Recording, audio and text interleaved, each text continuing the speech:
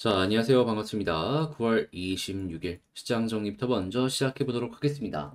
자, 들어가기 전에 구독과 좋아요, 알림 설정 한 번씩 눌러주시면 감사하겠습니다. 자, 일단 어떤 내용 나왔는지 이걸 좀 살펴보도록 하자면, 일단 뉴욕 증시는 페드의 긴축 장기화 우려 속 국채 금리가 상승을 했고, 연방 정부의 셧다운 우려가 이어지긴 했지만, 최근에 굉장히 하락이 컸잖아요. 이에 대한 반발 매수세가 들어오면서 3대 지수가 모두 상승 마감하게 되었습니다. 그런데 특별하게 뭐 악재가 해소된다든가 호재가 나와서 올라간 건 아니기 때문에 현재 흐름이 좀 길게 이어지는 건 힘들 수도 있겠다라는 부분은 감안을 하면서 봐야 될 필요가 있겠죠. 이게 일시적으로 끝날 수도 있다라는 건데, 자, 그러면 이외에 어떤 내용들이 추가적으로 나왔는지 조금 더 디테일하게 한번 살펴보도록 하겠습니다. 자, 일단 첫 번째 같은 경우에 이 페드가 최근에 굉장히 매파적인 발언을 했고, 여기 페드의 회의에 참여를 하는 주요 인사들 같은 경우에도 매파적인 발언들을 하고 있는데, 어제는 누가 굉장히 매파적인 발언을 했다? 시카고 연은 총재. 이번 FOMC 회의 이후에 페드 관료들이 내년에도 금리가 높게 유지가 될 것이다 라고 시사를 했는데, 여기에 더해서 한 가지 더 어떤 걸 이야기를 했냐면, 시장에서 생각해온 시간보다 조금 더 긴 시간 동안 고금리를 유지할 수 있을 것이다라고 언급을 하였습니다. 그러니까 우리는 원래 한 3개월 정도를 생각을 했다면, 이들은 회의를 하면서 6개월 그 이상도 될 수도 있겠다라고 분석을 했다라는 거죠. 그런데 고금리가 계속해서 유지되는 건 악재라고 볼 수 있기 때문에 이러한 부분은 시장의 부담으로 작용을 할 수밖에 없고, 자연스럽게 증시에도 악영향을 미치고, 최근에 채권 가격이 계속해서 빠지는 모습이 보여지고 있는데, 채권에도 역시나 악영향을 미쳤다라고 생각을 할 수 있겠죠. 자, 그래서 이제 경기의 바로미터로 볼 수 있는 미국 10년물 국채 금리는 장중한 때 수익률 4.5%를 웃돌면서 2007년 이후에 최고치를 재차 경신하는 모습이 보여지게 되었는데, 항상 국채 금리가 이렇게 가격이 하락하는 모습이 보여지게 된다면 기술주에 상당한 부담으로 많이들 연결이 되곤 했기 때문에, 이런 모습이 계속해서 보여진다. 앞으로도 증시에는 꾸준한 부담으로 작용을 할 것이다라고 생각을 하면서 봐야 될 필요가 있겠습니다. 그런데 여기에서 그나마 다행인 점은 뭐다? 시카고 상품거래소 페드워치에 따르면은 연방기금 금리 선물 시장에서 페드가 11월 회의에서 금리를 동결할 가능성은 78.9%로 어제보다 동결 가능성 또 올라가는 모습 보여지게 되었고요. 그리고 12월 달에도 현재 금리 동결 확률이 61%를 기록을 하면서, 과반 이상은 그냥 현재 금리가 유지되는 선에서 고금리가 길게 연결될 수 있겠구나 정도로 생각을 하시면 될 것 같습니다. 그럼 금리 인상 없다라는 것만으로도 하락이 꾸준하게 나온다라고 하더라도 그게 제한적일 가능성이 높겠다라고 볼 수 있겠죠. 그래서 지금 상황이 좋은 건 아닌데 최악은 피해갔다 정도로 생각을 하시면 될 것 같습니다. 자, 그리고 금리 인상의 확률을 낮추는 내용이 한 가지가 더 나오고 있는데, 그게 뭐냐? 지금 연방정부의 셧다운 우려이 계속 들려오고 있죠. 자, 이 셧다운 시점이 언제냐면 10월 1일입니다. 지금 6일도 안 남았죠. 그런데 이제 과거에 보시면 아시겠지만은, 계속해서 양 당이 서로 이제 부딪히면서 양보를 잘 안 하려고 하고, 그러다 보니까 셧다운은 막으려고 하지만 그 전에 이제 마지노선까지 끌고 가다가 통과시키는 경우가 상당히 많았거든요. 자, 그때마다 증시는 보다 불안함에 출렁출렁거리는 모습이 많이 보여지곤 했었다. 그러면 이러한 흐름은 이번에도 마찬가지일 가능성이 높은데, 근데 이제 이게 어떠한 이 긍정적인 영향을 미치는 게 있냐면, 금리 인상 확률을 아무래도 낮출 가능성 높아지게 될 겁니다. 지금 과반 이상이 동결의 확률이 높기 때문에 나름 괜찮게 볼 수 있는데, 이걸 훨씬 더 괜찮게 만들어주는 내용이 이 뉴스다라고 볼 수 있는 거죠. 또한 이제 경기가 좋은 모습이 보여주고 있기 때문에 이제 회사들의 매출 전망이나 이런 부분들 같은 경우에는 지금까지는 비교적 잘 버텨줄 것이다 라고 생각을 하면서 미국 기업들 보는 거 괜찮을 것 같습니다. 자, 또한 미국의 할리우드 작가 노동조합이 파업을 종료하기 위한 예비 합의에 도달한 것으로 알려지고 있거든요. 자동차 파업이나 아니면 제조업 쪽에서도 어느 정도 버텨주는 모습이 보여지게 된다면, 이러한 부분은 미국 경기가 견조할 것이다라는 부분에 큰 힘이 될 거다라고 생각을 할 수 있을 것 같습니다. 다만 여기서 이제 걱정되는 부분은 뭐냐 하면, 그냥 적당히 버텨주면 상관이 없는데 미국 경기가 너무 강하게 버티잖아요. 그러면 이제 임금 상승 관련해서 완화되는 것도 조금 약해질 수가 있을 거고요. 그리고 금리를 계속해서 높은 수준에서 유지를 하는데 경기가 버텨줘? 그러면 조금 더 끌고 갈 수 있는 힘을 얻을 수도 있기 때문에 이러한 부분은 증시에 부담으로 작용을 할 수도 있을 것이다라고 알아두시면 될 것 같습니다. 그러니까 이것도 적당한 수준을 유지하는 게 가장 중요하다. 이렇게 볼 수가 있는 거죠. 자, 해서 현재 국제유가는 WTI 기준 89.68달러. 이외에 우리가 봐야 되는 건 뭐가 있는지를 하나씩 살펴보도록 하자면요. 자, 일단 첫 번째 같은 경우에는 지금 유가 상승이 계속 90불 위에서 왔다 갔다 하는 모습이 보여지고 있는데, 네, 이게 추가 긴축 유발을 할 요인으로는 작용을 안 할 것이다라는 골드만삭스의 이야기가 있습니다. 그럼 여기서 유가가 계속해서 더 올라가는 부분, 막 좀 심각할 정도로 올라가는 것만 아니라면 크게 걱정할 필요가 없겠죠. 그러다가 만약에 유가가 빠지는 모습이 보여지게 된다면 그거는 굉장히 큰 호재라고 생각할 수 있고요. 자, 근데 지금 고금리가 계속해서 유지될 것이다라는 전망이 들려오고 있다 보니까 어디에 타격이 제일 크게 가겠습니까? 아무래도 부동산 아니겠습니까? 대부분이 대출이다 보니까. 그런데 시장에서는 이 고금리 상황이더라도 금리가 결국에 빠질 것이다라고 생각을 하면서 이 주택을 매수하는 이들이 많았는데, 근데 이 고금리를 길게 내야 된다? 부담되잖아요. 그래서 신규 주택에도 타격을 받을 수도 있다라는 내용들 들려오고 있습니다. 하지만 여기보다 더 큰 타격이 가는 부분은 어디다? 예, 상업용 부동산. 특히나 오피스 빌딩 같은 경우에는 타격이 굉장히 클 수밖에 없다. 이걸 여러분들 감안하시면서 보시면 좋겠습니다. 근데 미국만 이런 타격이 갈까요? 중국 같은 경우에도 이거 타격 굉장히 심각하게 갈 수밖에 없겠죠. 그래서 중국만 그럴까요? 한국 역시 이거는 마찬가지일 수 있을 겁니다. 특히나 지금 한국 같은 경우에도 건설사, 이 PF나 이런 거 안 돼가지고 파산하는 기업들이 꾸준하게 보여지고 있다? 내용들 들려오고 있잖아요. 이게 언제 리스크로 작용을 할지 모르기 때문에 조심해서 봐야 될 필요가 있다는 부분으로 연결해서 봐야 되겠습니다. 아무튼 좋은 내용은 아니다라는 거 꼭 여러분들 감안을 하시면서 보시면 좋겠네요. 그런데 부동산이 빠지는 모습이 보여지게 된다면 많은 이들의 재산 목록 중에 가장 큰 부분이 부동산이란 말이에요.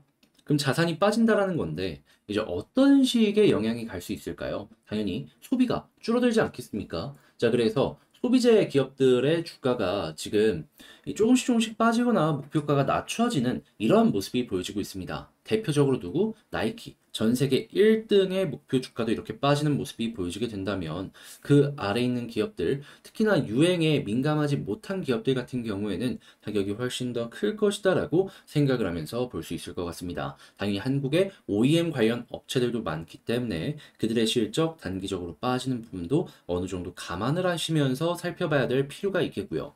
자, 해서 이렇게 소비가 줄어드는 상황인데 제가 최근에 여러분들께 어떤 걸 조심하라라고 말씀드렸죠? 중국보다 일본 쪽의 엔저로 인해서 일본이랑 경쟁이 심해지는 기업들 같은 경우에는 실적이 급감할 수 있기 때문에 이거 조심해야 된다라고 설명드렸잖아요. 자, 그랬을 때 지금 중국은 물론이거니와 일본의 저가 공세에 당할 수가 없다라고 얘기 들려오면서 30%싼 일본 철강 수입 44% 급등했다는 내용들 들려오고 있습니다. 자, 그러면 한국의 철강 업체들 최근 한동안 호황이었던 것들 끝났구나 라고 생각을 할 수 있겠죠. 대신에 여기에서 수혜를 받는 기업들은 누구다? 자, 조선 업체들 같은 철강을 원자재를 다시 철강의 원자재 비율이 좀 높은 업체들. 특히나 이 조선 같은 경우에는 후판 가격이 계속해서 올라갔었잖아요. 이거 빠르게 안정될 수 있기 때문에 야, 이거 남는 거 많아질 수도 있겠네 라는 생각하시면서 조선 쪽을 보는 것도 괜찮을 것 같습니다. 자, 그리고 지금 MS에서 차세대 에너지원 소형 원자로 활용해서 AI 부동할 것이다라는 내용들 들려오고 있습니다. 그러면 당연히 SMR 관련된 테마도 올라가게 될 것이고 AI 관련된 테마들도 올라갈 가능성이 높겠죠. 이 AI랑 SMR 같은 경우에는 현재 정부의 지원이 굉장히 많이 되고 있는 분야다 보니까 이런 내용들 같은 경우에는 날개를 달아줄 수 있을 것이다라고도 생각을 하면서 볼 수 있을 것 같습니다. 암만 전 세계 1등 기업이 이렇게 움직인다는데 반응을 안 할 수가 있겠습니까? 그 빌 게이츠가 움직인다는데. 자, 그리고 당연히 이런 모습이라면 고성능 반도체에 대한 수요가 늘어날 수 있는데 최근에 이 TSMC의 3나노가 비상의 모습이 보여지고 있다라고 합니다. 아이폰 발열이 굉장히 크다라고 하는데 당연히 삼성 어느 정도 안정화된 모습이 보여지고 있기 때문에 여기에 대한 일거리를 가지고 올 가능성 높아질 수 있겠죠? 그럼 삼성 반사이익이 어마어마하게 커질 수 있다라는 것도 생각을 하시면서 보시면 좋을 것 같습니다.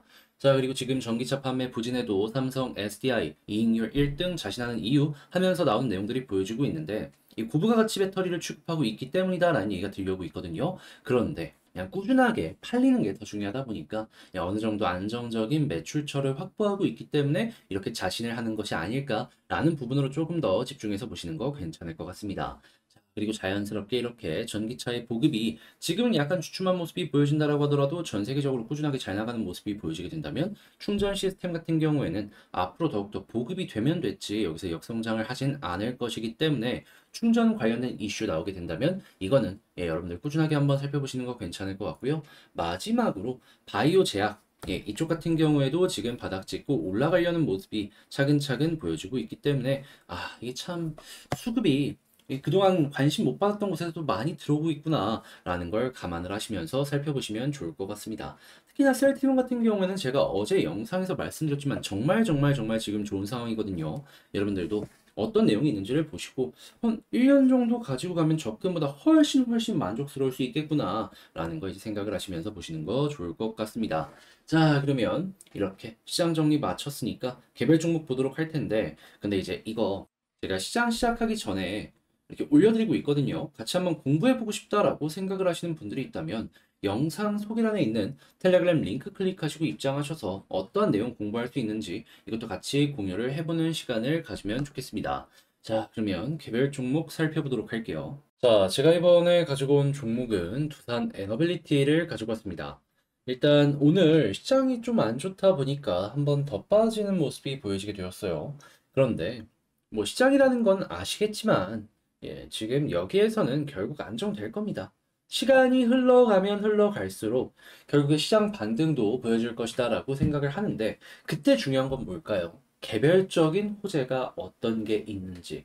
자, 그랬을 때 이 두산 에너빌리티의 호재가 뭐가 보여지고 있는지 여기에 집중해서 하나씩 살펴보도록 하겠습니다. 자, 들어가기 전에 구독과 좋아요, 알림 설정 한 번씩 눌러주시면 감사하겠습니다. 자, 일단 나오는 내용을 좀 보자면 최근에 이 원전 관련해서 굉장히 큰 호재가 나왔죠. 어떤 내용? MS, 차세대 에너지원 소형 원자로 이용해서 AI를 구동한다라고 이야기합니다. 그러니까 한마디로 원자로 이용해서 데이터 센터 여기에다가 전력 공급하고 이 데이터 센터를 통해서 AI를 구동하겠다. 이렇게 발표를 한 거예요. 이 마이크로소프트에서는 원전을 계속해서 밀겠다라고 이야기를 하는 건데 아무래도 빌 게이츠 쪽부터 해서 SMR 관련해서 정말 관심이 많았기 때문에 이 흐름은 바뀌지 않고 꾸준하게 유지될 가능성이 높겠다 정도로 체크를 할 수가 있겠죠. 그런데 여러분들 여기서 기억을 하셔야 되는 부분이 뭐냐 하면 데이터 센터는 전기를 엄청나게 많이 먹습니다. 그런데 SMR이 데이터 센터에다 전기를 제공하게 된다면 어떠한 이점이 있을까요? 뭐 지금 여기선 친환경적이다라는 부분도 있겠지만 확실한 건 전력의 가격이요. 원전을 폐기한다라는 부분을 둘째 치더라도 그냥 단순하게 전력 생산 비용만 놓고 보게 된다면은 가장 저렴하다라고 알려진 석탄 발전보다도 훨씬 더 저렴한 게 이 SMR이다라는 거예요. 그러면 MS뿐만 아니라 데이터 센터를 운영하는 다양한 대기업들 같은 경우에도 SMR에 관심을 많이 가질 가능성이 높아진다? 이 부분 기대를 할 수가 있겠죠. 그리고 전 세계에 첨단화가 더욱더 커지면 커질수록 이 데이터 센터에 대한 투자는 앞으로 늘어나면 늘어났지 줄어들지는 않을 겁니다. 그럼 단순 환경적인 부분을 넘어서서 가격, 돈 이런 부분 때문에라도 SMR 앞으로 떠오르면 떠오르지 주춤하지는 않을 것이다 라고 생각을 할 수 있는 거죠. 대기업들이 전 세계에서 가격 경쟁 만들어 내겠다고 다 여기다 투자를 하고 있는데 몇몇 국가만 마음에 안 든다라고 해서 이걸 거부할 수가 있겠냐라는 거예요. 그리고 이런 모습이 꾸준하게 보여지게 된다면 그렇게 원전을 반대하는 독일 입장에서도 직접 자국의 원전을 다시 설치하지는 못하더라도 최소한 다른 나라가 설치하려는 걸 반대하긴 힘들 겁니다. 그리고 벌써부터 그런 증거가 어디서 나오고 있다? UN 회의에서.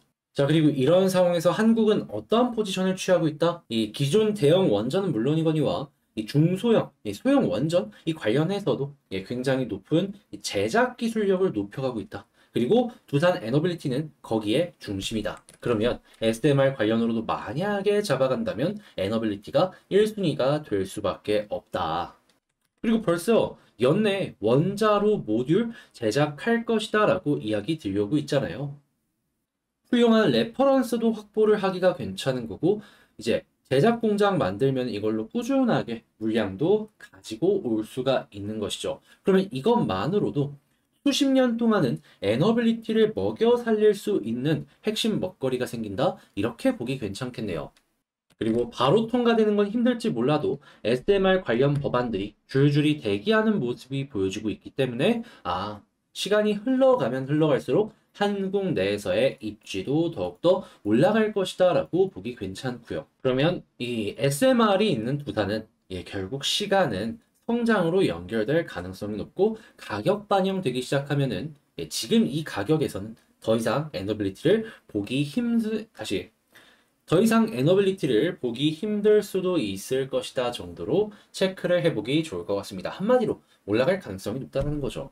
그래서 향후 시장의 반등 구간과 함께 관련 내용이 언제쯤 나오는지 꾸준하게 여러분들 추적 관찰을 해보시면 좋겠는데, 자, 이런 상황에서 수급이랑 차트 한번 살펴보도록 하자면요. 일단 수급부터 봤을 때는 어떤 모습이 보여지고 있냐.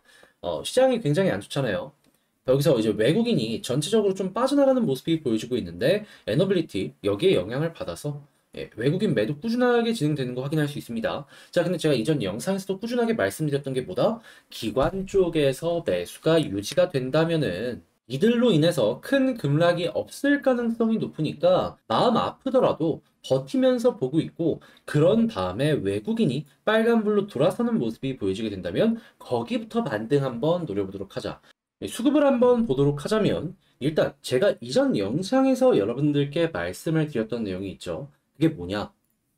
조금 힘들더라도 기관 쪽에서 매수해 주는 모습이 보여지게 된다면 하락이 제한적일 가능성이 높으니까 이거는 걱정이 되더라도 버티자. 그러다가 외국인 매수해주는 모습이 보여지게 된다면 그럼 그때부터 본격적인 반등 한번 노려보면 좋다. 그런데 비슷한 경우가 있었을 때 과거에 어떻게 움직였는지를 이걸 확인을 하면은 비교적 편안하게 볼 수 있잖아요. 이때 핵심이 뭐냐면, 자, 여러분 계속해서 이렇게 끌려가다가 외국인 수급, 기관 수급 같이 쌍으로 엮이니까요. 이렇게 올라갑니다. 자, 그렇다라는 건, 하락은 굉장히 길어도 반등은 빠르다? 그러면 우리가 마이너스를 조금 보고 있다라고 하더라도 외국인 돌아오는 모습이 지금 여기서 보여지기만 하더라도 충분히 손실을 많이 메꿀 수 있는 상황이 보여질 것이다라고 생각을 하며 볼 수가 있겠죠. 자, 그리고 공매도 관련해가지고 물어보시는 분들이 있어서 이것만 조금 제 개인 의견 말씀드리도록 하자면, 그냥 일별 누적 공매도 거래 대금 한번 보시면은 여기에 이렇게 잡혀 있습니다. 20일, 19일, 그리고 이후에 일정 수준 이렇게 잡히는 모습이 보여지고 있죠. 한데 저는 이거 그렇게까지 걱정할 필요가 없겠다라고 생각을 하는 이유가 뭐냐 하면, 일단 사업 잘 되고 있죠. 그리고 연기금부터 시작을 해서 지금 가격이 저렴하다라고 생각을 하면서 매수해주는 모습이 보여지고 있잖아요. 그러면 이러한 공매도 거래 대금은 결국에 시장의 문제 때문에 약간 단기 조정이 나올 수 있고, 이 두산 에너빌리티가 이 물량을 받아줄 수 있을 만하니까 이렇게 나온다라고 생각을 할 수 있는 거거든요. 그러면 반대로 외국인 빨간불 들어와 봐요. 순식간에 이거 다 줄어듭니다. 그리고 매도하는 거래량도 과거에 매수했던 물량과 비교하면은 그게 많은 것도 아니에요. 이렇게만 보면 되게 많아 보이겠죠. 근데 이제 복합적으로 보면은 그렇게 또 큰 걱정이 되는 부분은 아니다 보니까 이거는 이렇게 현재 나오고 있는데 지금 당장은 시장 때문에 이런 모습이 보여지는 거니까 시장이 반등하면 이 수치도 많이 줄어들겠구나 라는 식으로 접근을 해보셨으면 좋겠습니다. 만약에 우리가 모르는 어떤 악재를 얘네가 알고 한다면은 뭐 그럴 수도 있겠구나라고 하는데 우리가 그걸 알 수 있는 방법은 없잖아요. 그리고 특별하게 악재라고 할 만한 게 뭐 많이 있나요? 그러면 이것만 하더라도 굳이 현재 위치에서 그렇게까지 크게 걱정할 필요는 아직까지는 안 보여지고 있다라는 겁니다. 물론 외국인 돌아와 줘야지 그때부터 마음 훨씬 더 편안하게 볼 수 있겠지만요. 그래도 일단 시작은 나쁜 거 아니다. 꼭 감안하면서 보시고요. 그러다가 이제 외국인 계속해서 돌아오는 모습이 보여지게 된다면 외국인 마이너스 나올 때까지 끌고 가는 것도 하나의 방법이지 않을까 싶어요. 과거에도 빨간불 계속 들어오니까 이렇게 안 쉬고 올라갔거든요. 자, 그러면 이러한 전략을 수급을 통해서 기본적으로 생각을 하는 가운데 이 차트의 분석도 한번 생각을 해보도록 하자면 일단 가장 베스트는 241선 위에서 움직이는 거였습니다. 그런데 이탈 나왔잖아요. 그럼 어떻게 해야 되겠습니까? 그 다음 지지라인을 찾아야 되는데 전 여기서 생각했을 때 최고는 그냥 볼린저 밴드 하단 있죠. 여기 이탈 안 하는 거, 이 위에서 횡보하는 게 최선이라고 생각을 합니다. 그런데 만약에 이 이후에 빠르게 다시 241선 돌파하는 모습이 이렇게 올라온다면 어떻게 될까요? 볼린저 밴드 이렇게 벌려질 거고요. 21선 조금 더 내려올 것이기 때문에 저항은 오히려 낮은 가격으로 빠지고 있는데 상승을 할 수 있는 구간은 많아지네. 그러면 현재 위치에서 순식간에 이렇게 치고 올라가는 모습 보여줄 수 있는 거고요. 그러다가 만약에 481선에 도착하는 모습이 보여지게 된다면 과거에 증명했잖아요. 한 번 더 이렇게 큰 반등 나올 가능성 높을 것이다. 그런 다음에 481선 위에서 자리 잡는다면 여기서 또 증명했죠. 이때 수급까지 괜찮으면 한 번 더 2만 원까지 올라가는 겁니다. 이 이상 돌파가 한 번에 힘들다라고 하더라도 2만 원 아래까지는 가능하다라는 거예요. 그리고 나서 2만 원에서 수급 괜찮으면 그 이상도 한번 노려보는 거죠. 근데 그건 나중에 얘기고 일단 이 아래쪽에 집중해서 수급 괜찮으면 차트 지지라인은 물론이거니와 여기서 단기 반등까지 여러분들 감안을 하시면서 살펴보시면 좋겠습니다. 자, 그러면 지금 봤던 걸 바탕으로 이 총정리 한번 해보는 시간을 갖도록 하자면요. 일단 첫 번째 같은 경우에는 뉴스를 딱 봤을 때보다 뭐 걱정할 게 있습니까? 없어요. 그러면 뉴스는 굉장히 훌륭하다. 다만 시장이 조금 안 좋을 뿐이니 이게 반등할 때까지는 기다리도록 하자. 자, 그리고 두 번째 같은 경우에는 수급을 봤을 때 기관 매수 계속 들어오는 이상 이것도 매도할 이유가 없는 아래를 받쳐주는 내용이다라고 생각을 할 수 있겠다. 그러면 여기서 이제 어떤 걸 기다려라? 외국인. 이 외국인 수급 돌아올 때까지만 버티면 되는 겁니다. 그리고 이 모든 것들이 완성이 된다라고 했을 때 지지라인 볼린저 밴드 하단을 보는데 이제 241선 돌파한지 보시면 되고요. 여기 돌파했을 땐 빠르게 21선 돌파를 그런 다음에는 볼린저 밴드 상단이랑 이 481선 얼추 있는 부근까지 올라가는지 보시면 좋을 것 같습니다. 그러다가 만약에 여기까지 돌파한다면 단기 변동성 한 번 더 그런 다음에 최종적으로 현재 위치에서는 2만 원 아래까지 생각을 하면서 이 두산 에너빌리티 접근을 해보도록 하는 거죠. 자, 이렇게 해서 두산 에너빌리티 분석을 한번 맞춰봤는데 이게 여러분들께 도움이 좀 되었을지 모르겠습니다. 이 도움이 되어갖고 여러분들 이제 지금 힘들더라도 비교적 마음 편한데 많은 영향이 갔으면 좋겠고요. 이제 비 온 다음에 좀 날이 추워지고 있는데 일교차 조심하시길 바라며 저는 다음에 더 좋은 영상으로 다시 인사를 드리도록 하겠습니다. 이상 주식 정리해드리는 주정남이었고요. 여러분들 모두 좋은 하루 되셨으면 좋겠습니다.